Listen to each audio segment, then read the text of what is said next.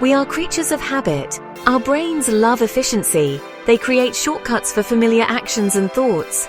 This automation saves energy and allows us to function without overthinking. But this strength is also a weakness. When we try to change, our brains resist. They cling to the familiar even if it no longer serves us. This emotional attachment to old outcomes is powerful. It's the reason we crave comfort food, procrastinate on difficult tasks, and fall back into old habits. The good news is that this emotional pull diminishes over time. The more we repeat a new behavior, the weaker the old neural pathways become. The key is to persist long enough for the new behavior to become the default. Think of it like walking through a forest.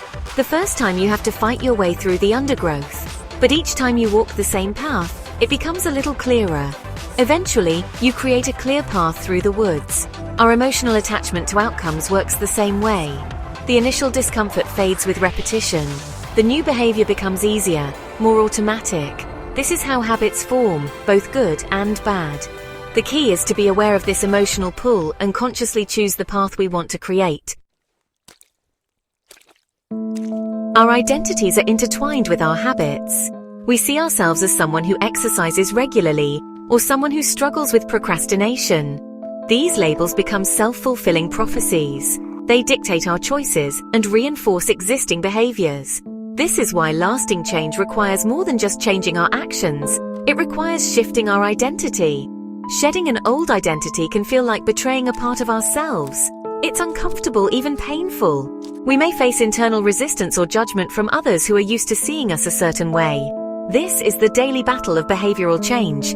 It's about choosing to show up as the person we want to become, even when it feels awkward or unfamiliar. This process is not about denying our past, but about evolving beyond it. We acknowledge the behaviors that no longer serve us and choose to embrace new ones that align with our goals. It's a continuous journey of self-discovery and growth. Each day we have the opportunity to reinforce the identity we want to embody. Our brains are wired to seek pleasure and avoid pain. This is why rewarding behaviors are harder to change than punishing ones. When we engage in a behavior that brings immediate pleasure, like eating sugary foods, scrolling through social media, or procrastinating, our brain releases dopamine. This neurochemical reinforces the behavior, making us more likely to repeat it. To change a rewarding behavior, we need to find a way to replace the old reward with a new, healthier one. This requires understanding the underlying need the behavior is meeting. For example, if you're constantly reaching for your phone, ask yourself what you're seeking: distraction, connection, or validation. Once you identify the need, you can find alternative ways to fulfill it that align with your goals. Breaking free from the allure of instant gratification requires conscious effort and a willingness to delay gratification. It's about choosing long-term fulfillment over short-term pleasure. This is not about deprivation. It's about aligning our actions with our values and creating a life that is truly rewarding. Early success can be a double-edged sword. On one hand, it provides validation and motivation. On the other hand, it can create a false sense of security, leading us to believe that we've figured it out. This can make us complacent and resistant to further growth. We may fall into the trap of chasing the same high, seeking out new challenges only when boredom sets in. This constant pursuit of novelty can be detrimental to our progress. It prevents us from developing mastery in any one area. We become a jack of all trades, master of none. True growth requires focus and discipline.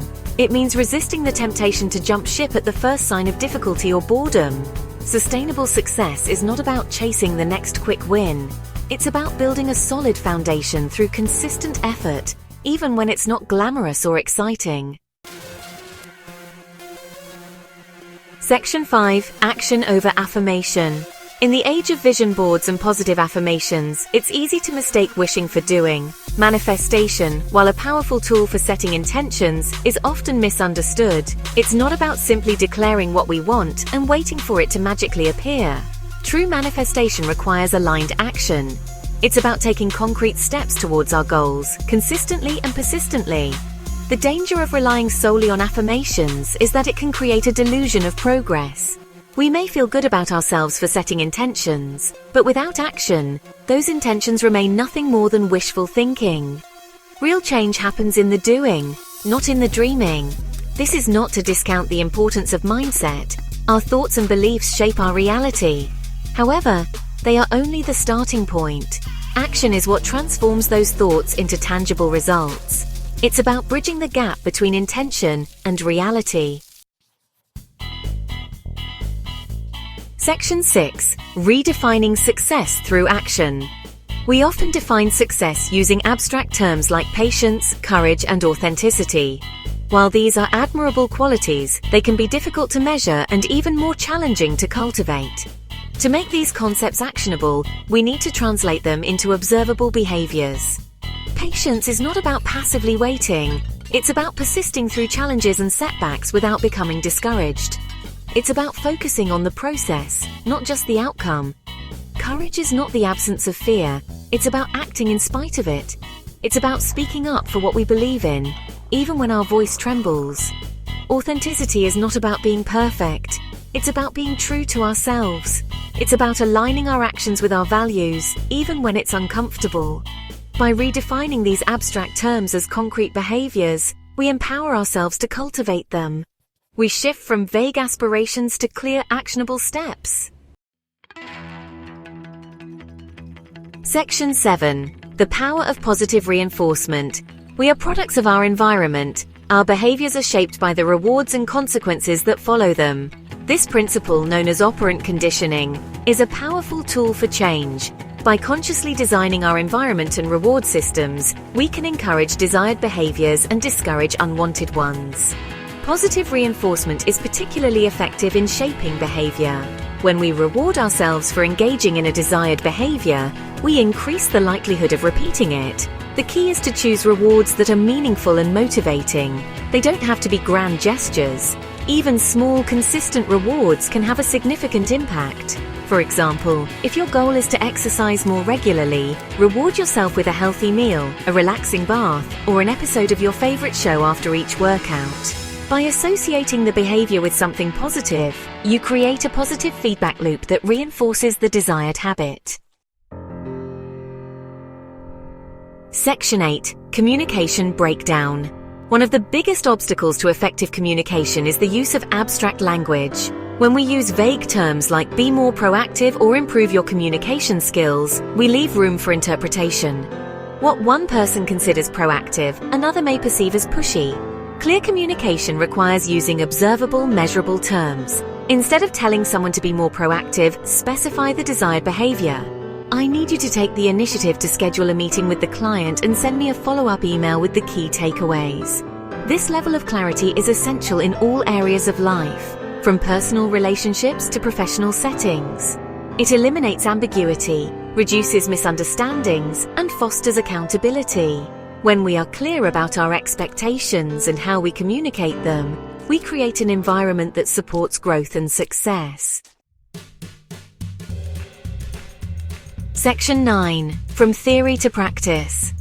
The principles of behavioral change can be applied to all aspects of our lives. Whether we're looking to improve our health, relationships, finances, or careers, the key is to break down our goals into small, manageable steps and focus on building one habit at a time. Health. Instead of aiming to lose weight, focus on building the habit of cooking healthy meals at home 3 times a week.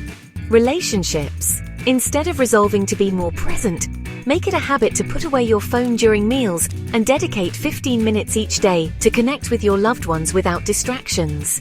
Finances.